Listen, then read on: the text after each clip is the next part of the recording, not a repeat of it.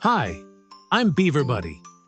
Get ready for a magical children's story with a heartwarming moral about balancing fun and responsibility. What happens when fun takes over work in the middle of ant season? Deep in the meadow, Antonia the ant was not like the others in her colony. While her sisters marched in lines carrying food, Antonia strummed a blade of grass like a guitar, singing to the wind with joy in every note.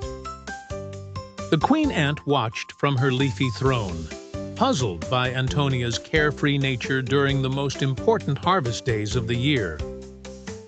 "Antonia, winter is near," warned an older ant named Greta. "If you don't help us, you'll have nothing to eat when the cold arrives." Antonia smiled and twirled. "Music warms the heart.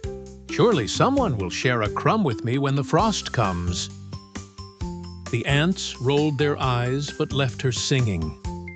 Her melodies drifted through the roots, even making the worms dance in their tunnels. One day, a hummingbird paused mid-flight just to listen. "Your song is the sweetest I've heard," he chirped. "Do you sing every day?" "Always," Antonia beamed. "I make music so no one forgets to smile."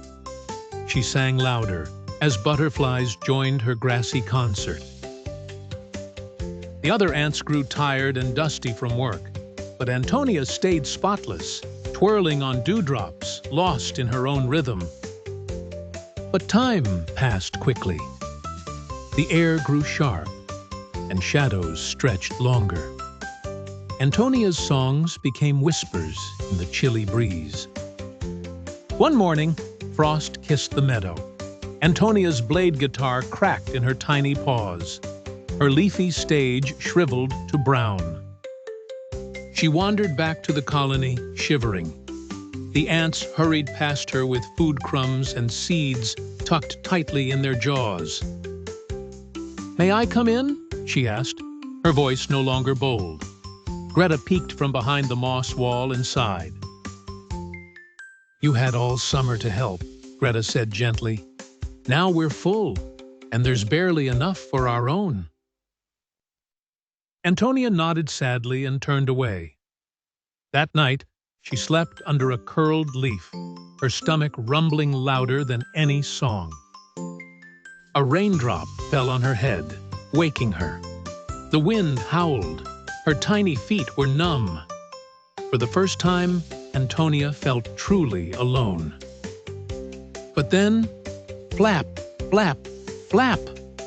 The hummingbird landed beside her with a piece of ripe berry in his beak. "Sing for me, Antonia," he said softly, tucking the berry under her chin. "Your music helped me once, and now I help you." Tears welled up in her eyes. She sang, weak but sweet.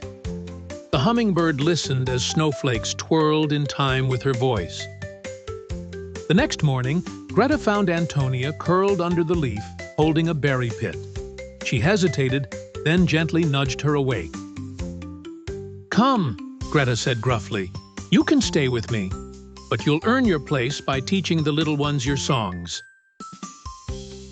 Antonia's heart leapt. She followed Greta into the tunnels, where the warmth felt like sunlight, and the walls buzzed with activity. The young ants surrounded her with wonder. "Sing us something happy," they chirped, eyes wide and ears ready. Antonia sang of sunlit meadows and dancing beetles. The tunnels echoed with joy. Even the queen peeked in and smiled. Over time, Antonia learned to balance her music with the colony's rhythm. She gathered food with a hum and marched with grace. Her songs became signals: work faster, lift higher, rest soon. The colony thrived with her melodies guiding their days. And when winter deepened, Antonia sat by the fire nest, telling her story to every curious antenna that wiggled her way. "A song is beautiful," she said, "but so is a full belly. The little ones giggled and repeated her tunes as they worked. The Queen declared the next spring would start with an official Antonia festival, where work and music would dance together.